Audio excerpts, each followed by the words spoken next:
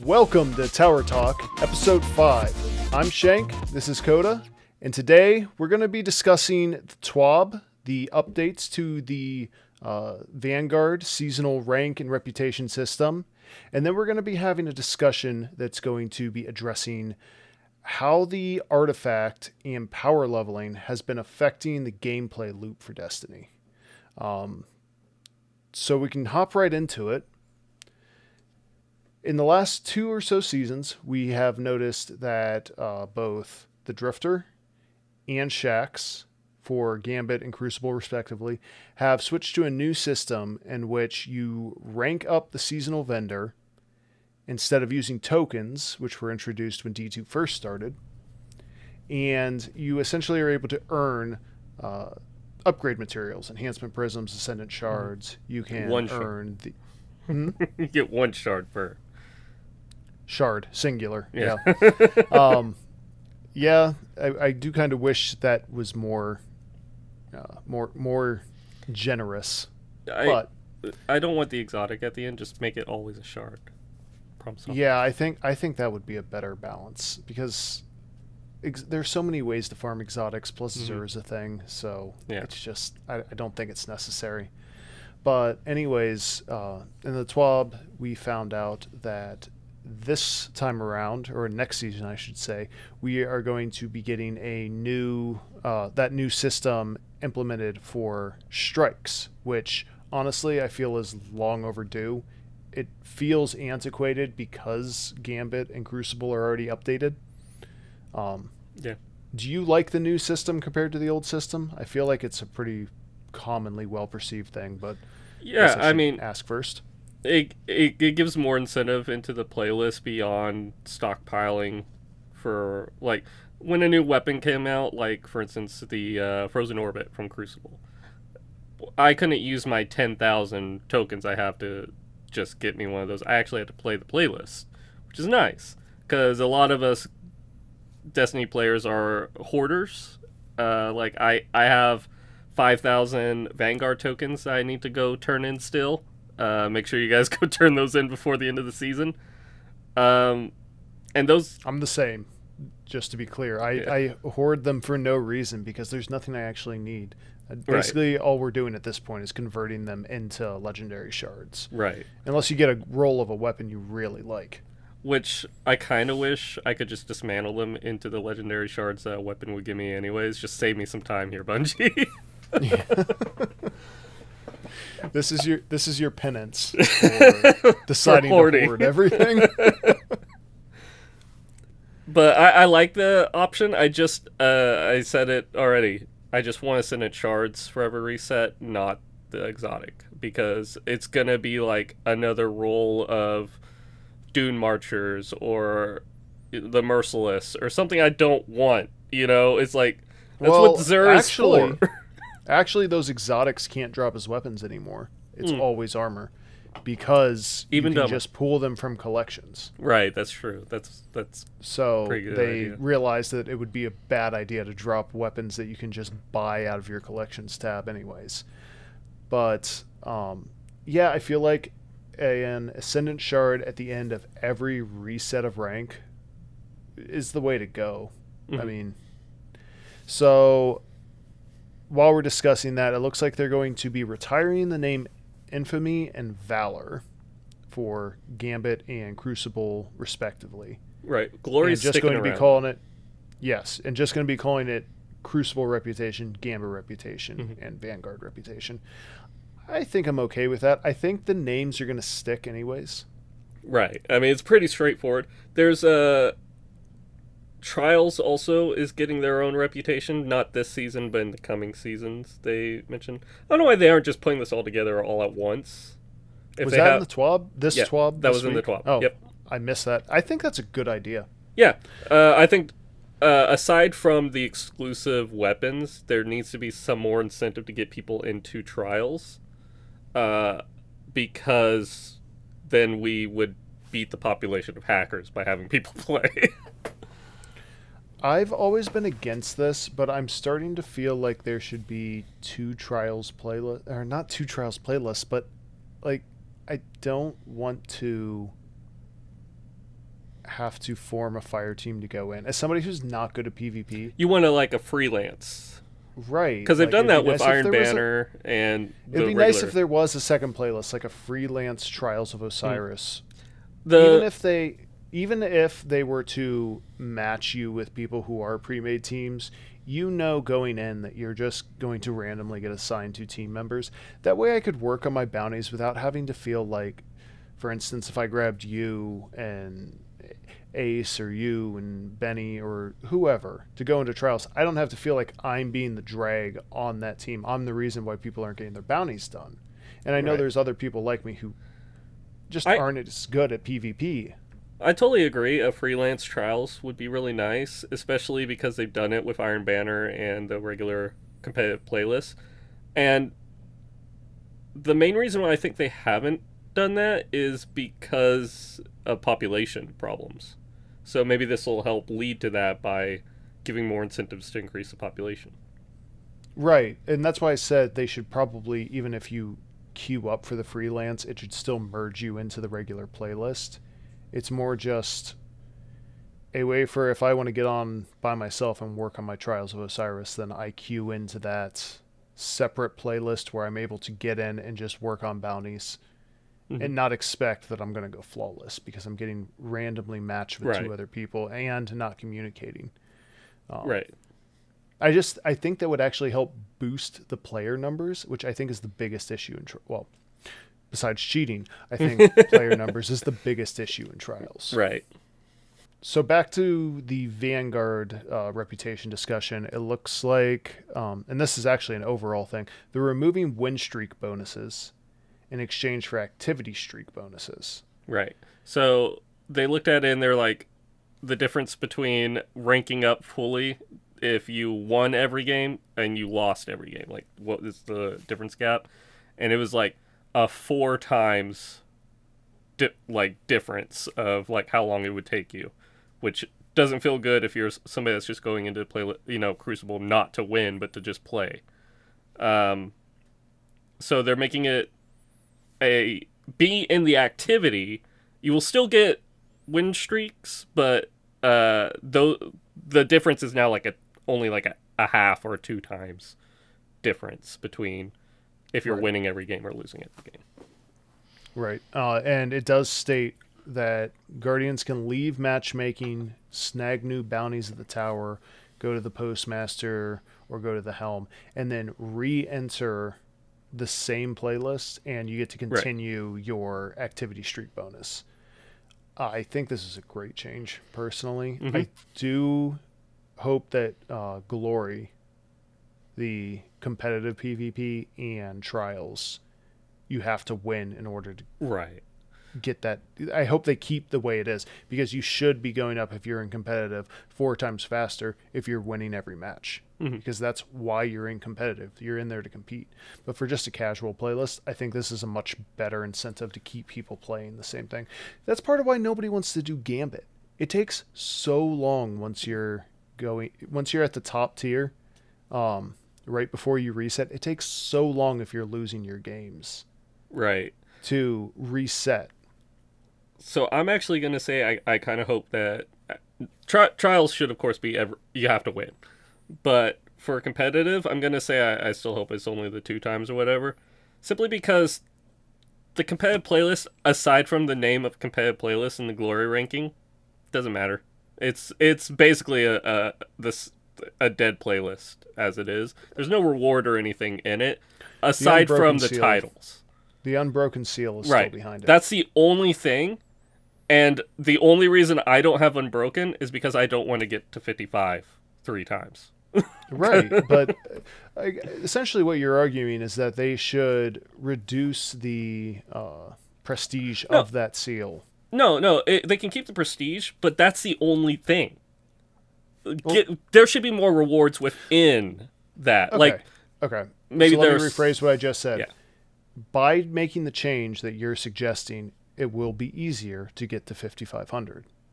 Therefore, it reduces the prestige of having that title. Right. What is the point? So, the change I would prefer What I was saying there was, if they aren't gonna make a change that makes it worth it, then whatever. Because to me, a title's not worth it.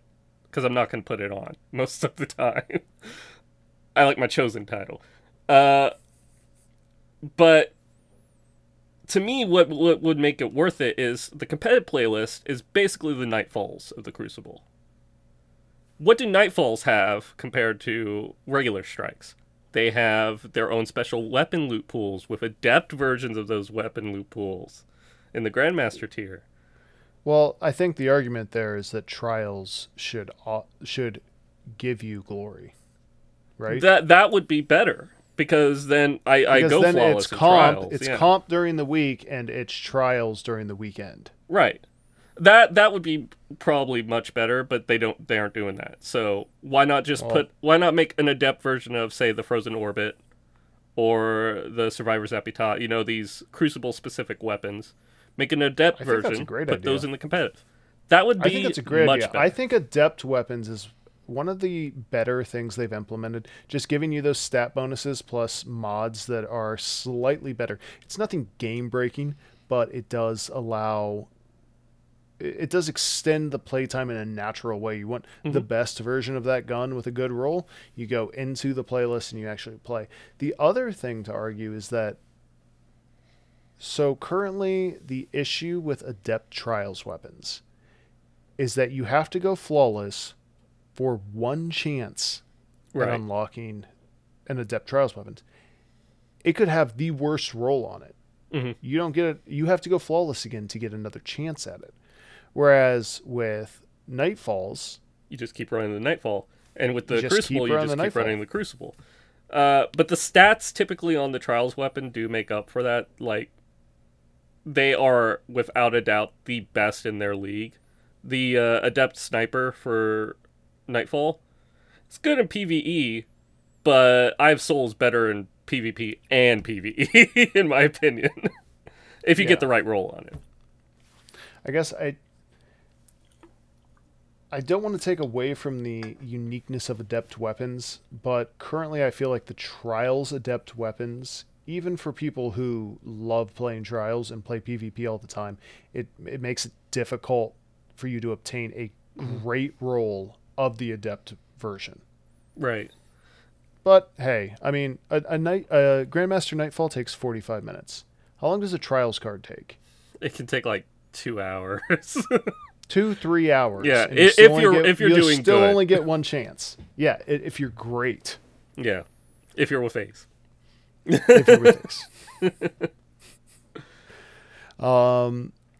So next up, Nightfalls give different bonuses based on completion medals, which can be earned through high scores in defeating all champions, bronze, silver, gold, platinum. Grant reputation bonuses, and Nightfalls grant reputation multipliers depending on the difficulty of the Nightfall selected.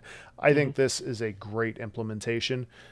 The harder of a Nightfall you select, and the more completely you finish it, the better of a multiplier you get. And going back to what you said, Grandmaster can take 45 minutes.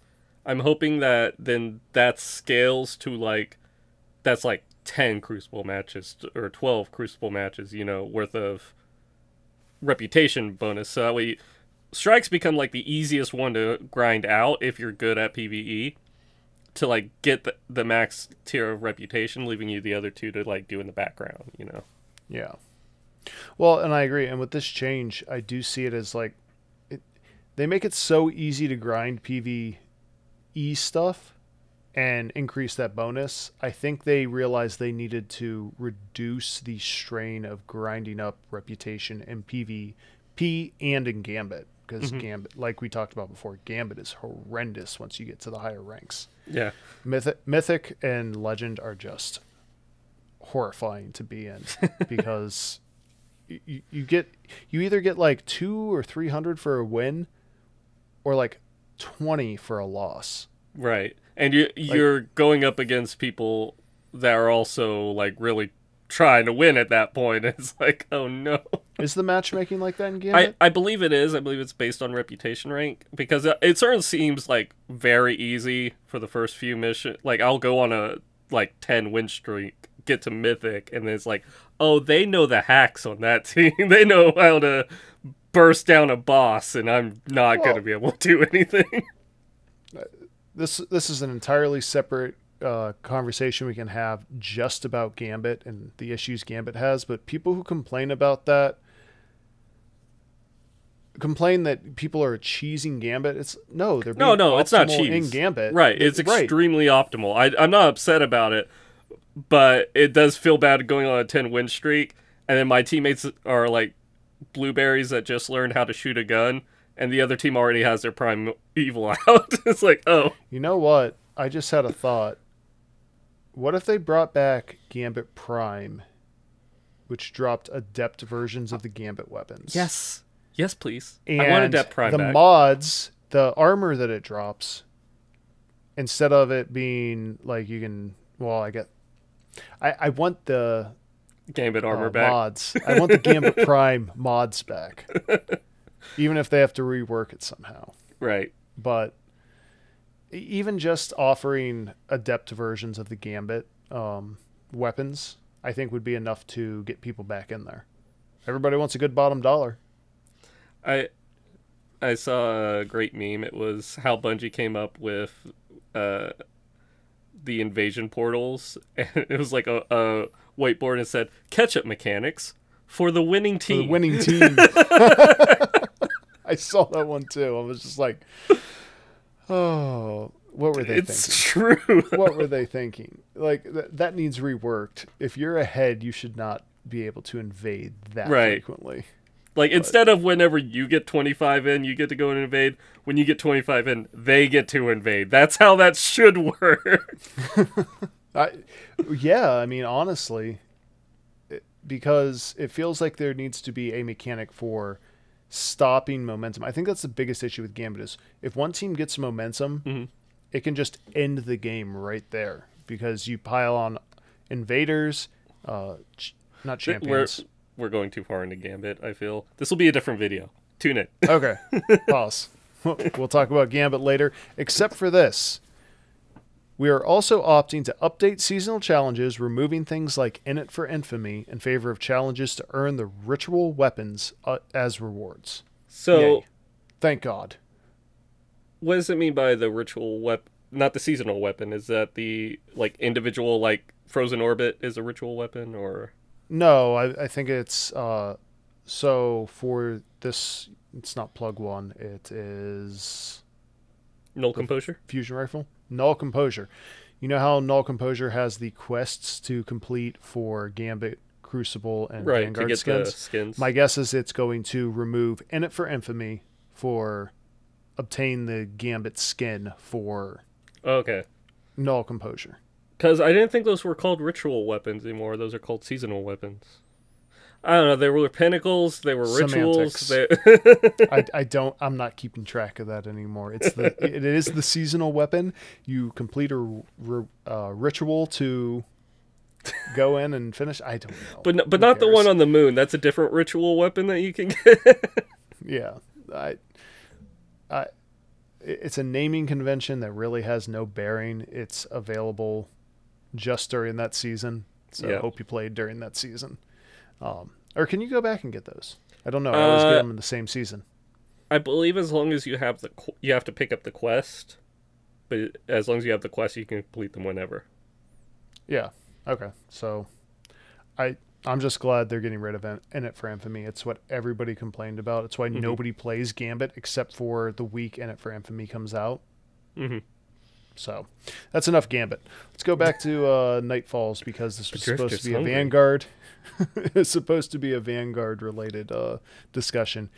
Grandmasters and Conqueror Guilding. They're making some slight changes to how that works.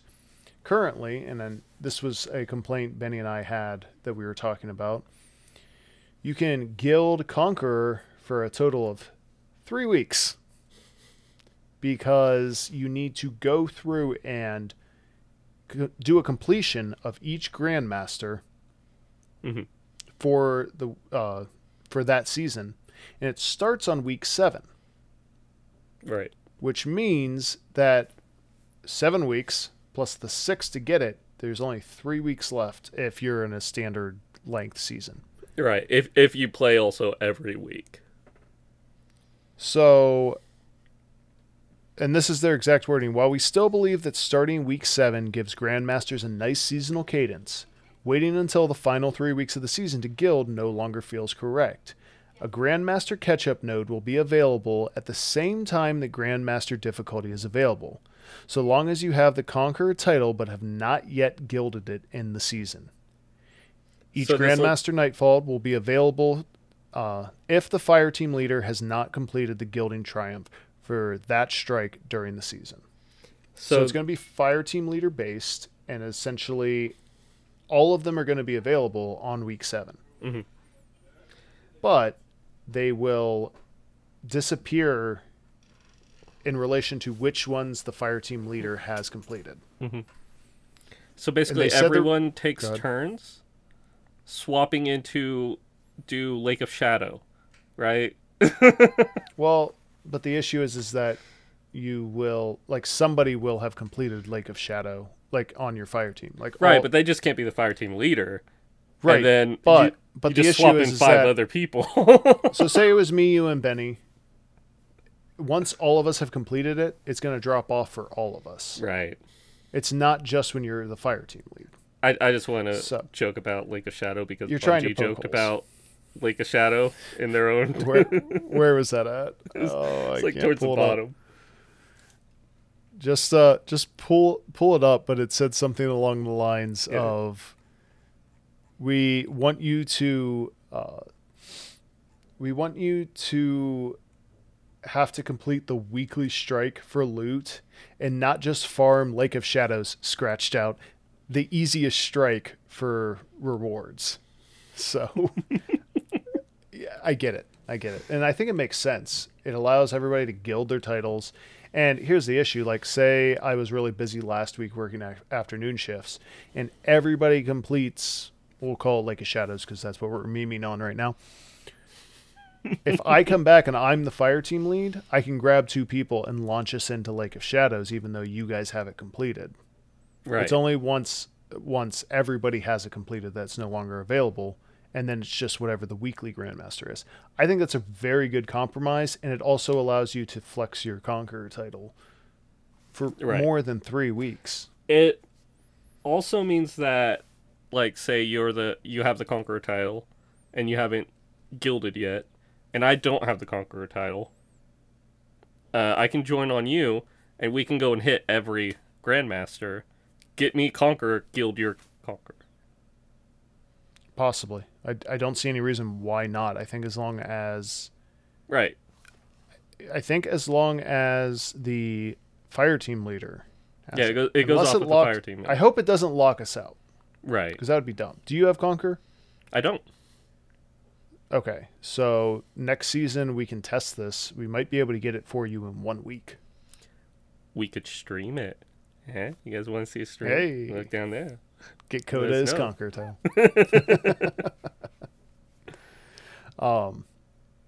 Overall, I think all of these are great changes, both to the rank up system and to gilding Conqueror. Both of those were changes I was hoping to see, so I look forward to seeing them implemented. I'm sure we will find holes somewhere in the system to abuse, but until that time, right? Hey, I'm happy seeing all of this. So do you want to move on to our main topic of discussion for this week? It's an interesting topic.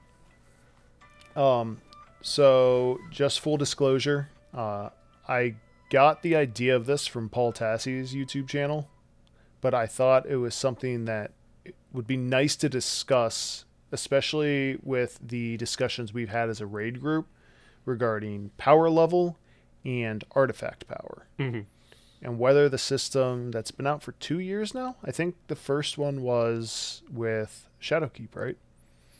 Yeah, Forsaken didn't have one. Yeah, so it must have been. Right, because that was when we got the first Void Grenade mod. But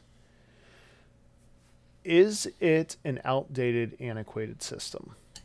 power level, artifact. Obviously, I think everybody agrees power leveling is antiquated.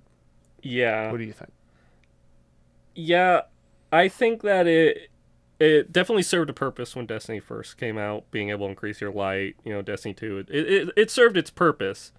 But now it's like you get on for a season. I think as soon as seasons became a thing, really, is whenever it started to feel a little bit mundane to have to hop on to gain, you know, it used to be 20 to 30, and this season it was 10, and it was the best season to grind. It's like, people don't want to do that to be able to do Grandmasters, because you've already done the Grandmaster strikes. It's not new content. You know, gearing up for a new raid, I can kind of see it, but we didn't even get a new raid this time. We got a new old raid. And it's like, do we need to be, you know, 12,000 power in order to do this kind of stuff? No. We can just use our weapons. We can just use our abilities. Don't pigeonhole us because our pants didn't drop the right number. Yeah, I think, ironically, what has happened, and I don't even want to say exposed because people have been complaining about this for forever. Mm-hmm. But what was it? Last season, it was a 50-point increase, and everybody was like, what the hell? Right. And then this season, it was 10. And everybody was like, this is much easier. Why are we doing 10? What is the point of this? Like, it's literally an artificial gate to some activities that doesn't need to be there. In my opinion, the way they're incentivizing with the reputation rewards, with having ascendant shards, and I guess prime engrams wouldn't be a good thing anymore, because who needs prime engrams if everything's at power? Right.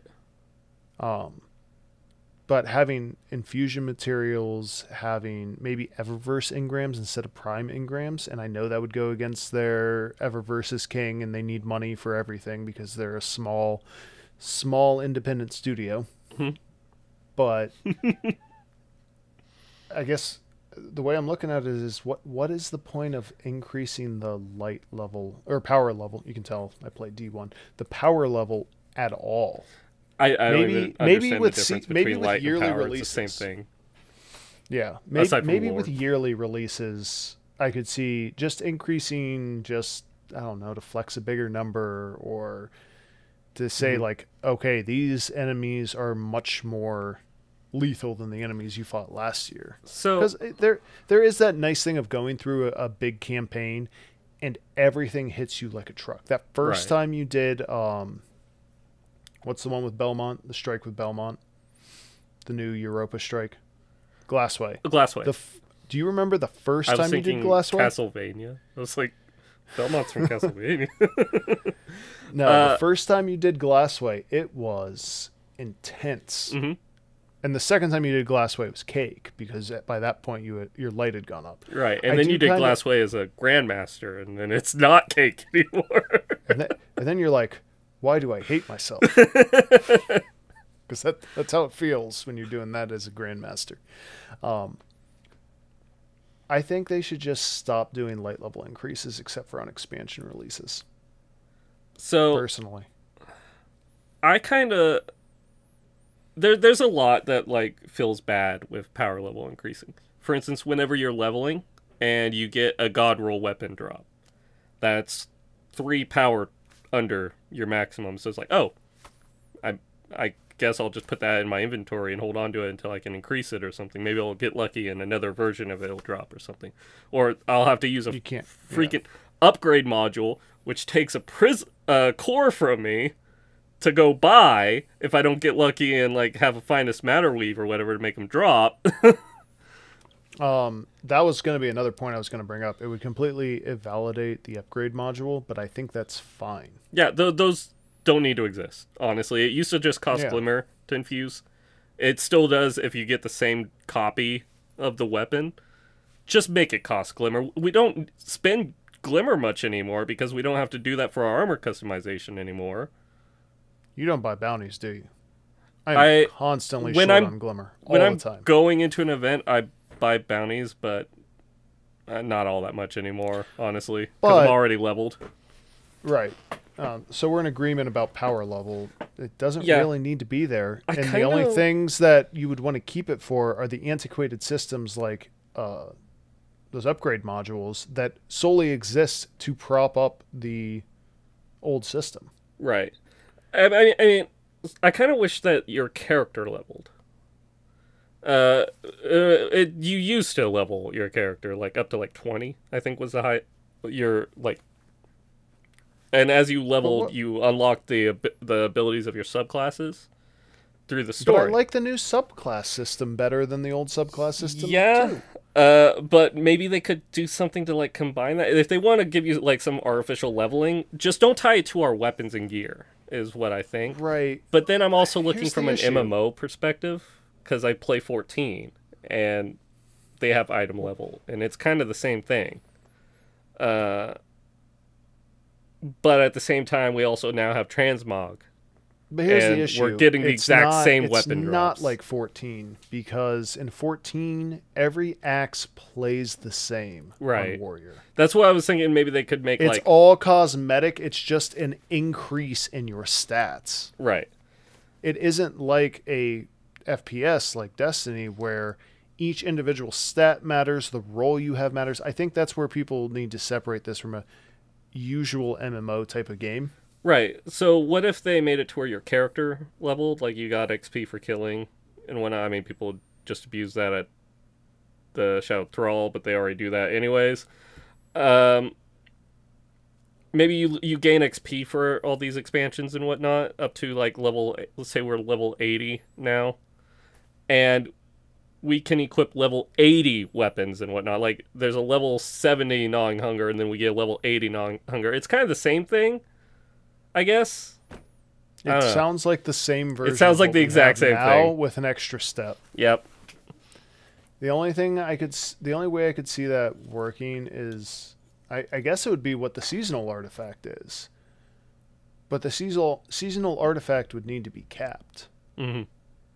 The issue right now is, well, let's just transition into the seasonal artifact, because we've talked to death about power, and decided that it's not useful being there.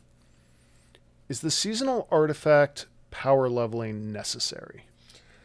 I think it fits, like leveling it, maybe not giving you power level from it, but well, I think it fits until you unlock the ability to get all the mods. Basically.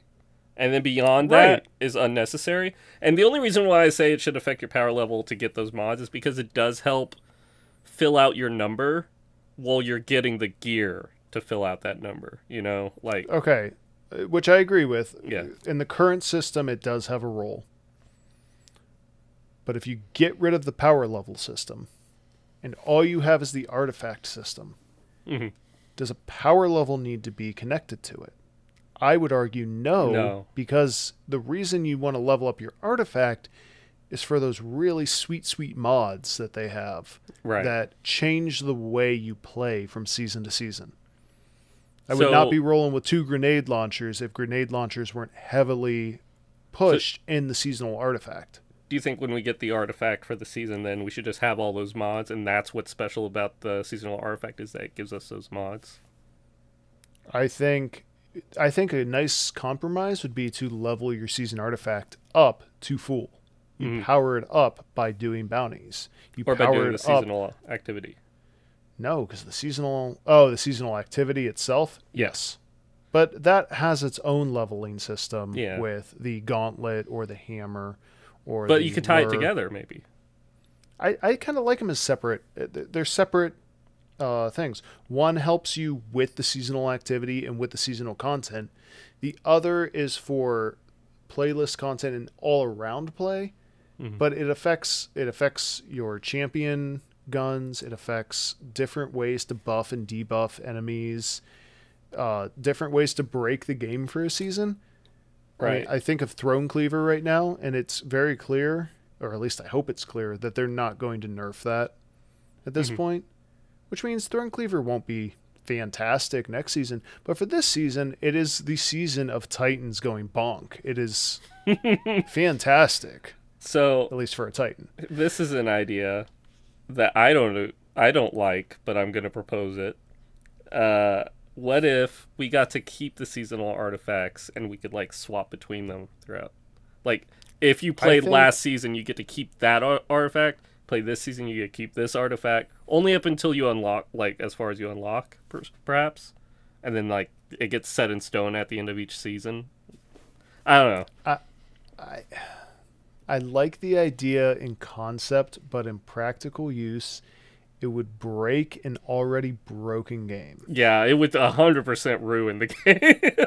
It's like, okay, well, if you have a hunter running the Season of Chosen artifact, and a titan running the Season of Arrivals, and a warlock running this season's, you can do 80 plus XP damage, or right, XP, but it would help 80% damage increase plus a 30% debuff on the boss and half phase him. And it's like, okay, so then what? We have to add Grandmaster just so that there's a challenge in the game? I mean, they could just up the scaling of the enemy's health and whatnot, but it would help also to increase the level that we could change out our builds. You know, it's like, oh, I want to go with a Pyro Titan using the Season of the Worthies artifacts and using this weapon that gets this bonus from that.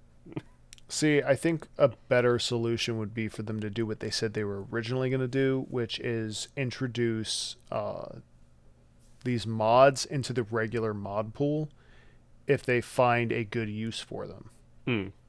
That was originally what this was supposed to be. They test new mods in the artifact. Right. And then make them regular mods. What it's become is these mods are so broken you only get them for a season, and then we'll replace them with something different that's hopefully just as broken so you guys don't notice that we took it away from you. Right. But I've almost kind of enjoyed that. Yeah, I mean, I kind of think though they could move the champion mods out of that. I think the best way to address champion mods is to make certain weapon types good against certain champion types. Yeah, that could work. But there are exotics that also are like yeah, but they could be different. Yeah, that's true. Like Scout could be good for anti-barrier, except there's one Scout that's good for overloading, an exotic Scout, or something similar like that. But I don't have too many complaints about the champion mods because it feels like it changes up Conqueror from season to season. True, because you have to use different weapons. You have to use different weapons. So even if you're running the same strike, the scaling and difficulty of the encounter mixed with what you have to run in order to stop the champions, which makes it feel a little bit different. Bungie, you're buffing machine guns next season? Give me anti-barrier machine gun. I'll make me use it. Any champion machine gun would be fun. Yeah. Overload machine gun, unstoppable machine gun. Think if Sweet Business had unstoppable on it. It's an AR, isn't it though? I know. So it can. We've had unstoppable ARs. It's before. An AR. It's an AR in name only. Yeah, I think. I was about to say that's about all that I got to say on it. Is it's old and it gets old at the start of every season. It's like, how much more do I have to gain? 50? Okay. Well, and here's the thing. They've even solved the leveling discrepancy issue, like making the game challenging, by introducing the contest modifiers that are in raids and master raids and Grandmaster Nightfalls. Like, if they were to implement what is in Nightfalls into everything, or at least everything end game, okay, could you imagine if you had Gambit, going back to Gambit, because that's the reoccurring discussion of today, but you had the thumbnail for regular this video Gambit, is going to be Drifter going. regular Gambit, Heroic Gambit, Legend Gambit, whatever, Master Gambit, and Grandmaster Gambit. I would never do Grandmaster Gambit. No one would.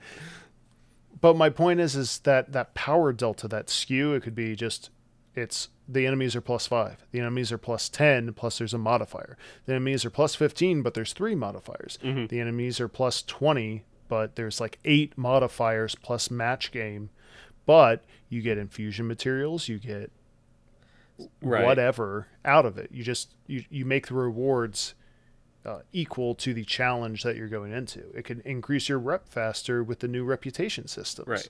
It's like they've solved all the issues that they had this antiquated leveling system in for. But they've just left the power leveling system in.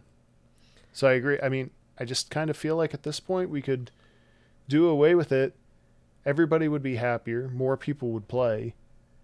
And so, what if not only do we remove the power leveling system, we bring back sunsetting to make it to where we use the new stuff too? Because that's probably also one of the issues, is we wouldn't use the new things that drop for us because we're stuck with the old stuff, you know, because why change what's not broken? So bring back sunsetting, which both of us also want. We need to get a pro sunsetter on the podcast, because I don't feel like we'd be able to have a sunsetting discussion and do it any justice. You mean an anti-sunsetter? No, pro sunsetting. No, we're pro sunsetting. We want things right. To we need it. Yeah, we need They're an anti-sunsetting. Yeah, we need an anti-sunsetting point of view. Yeah. My only complaint with the sunsetting system was that it was too short of a time where the weapons felt usable. If they would have upped it to 18 months or a year, or 2 years. Also, there weren't enough weapons left in the pool afterwards. That would have been solved by this season, though. We got rid of it so quickly that we never were able to fill it back out. But I guess that also has to do with the fact that weapons were going away a year in. I think if it was 2 years, then that would be plenty. Everything from Shadowkeep to now is still usable. You just can't use old Forsaken weapons. Right. And again, since saying off topics, it's the other name for this podcast. Sunsetting only affected like high-end gameplay, like Grandmasters, Trials, that kind of stuff. It didn't affect your day-to-day, like running around. You could still use those guns in like Crucible. You could still use those guns on planets. You just couldn't use them. For, and they solved it in PvP, except for in Iron Banner or Trials, where power matters. Where power matters. It wouldn't matter in the future that we want, but but you could. There's answers to it. You can make it to where like you can only use this season's weapons in these activities or something. Like they can set flags on entering a playlist. You know. Well, right. Also, it wouldn't necessarily, because we talked about you would increase the power with every season or with every expansion drop. Yeah, true. So the stuff from Forsaken wouldn't be as good, and the stuff from Shadowkeep also wouldn't be as good as the newer stuff from this year. Unless you could infuse it up for 2 years. And then, in that case, Shadowkeep stuff would still be good until the end of this year. And then you still have 2 years worth of stuff to play with. Right. So, I don't know. We're just spitballing, theory crafting. I think there are ways they could get around having to use this antiquated system. That is my term this podcast right now. But I like the word antiquated. It's a nice word. It's a fun word, yeah. We're 44 minutes, so I think we will go ahead and probably call it here.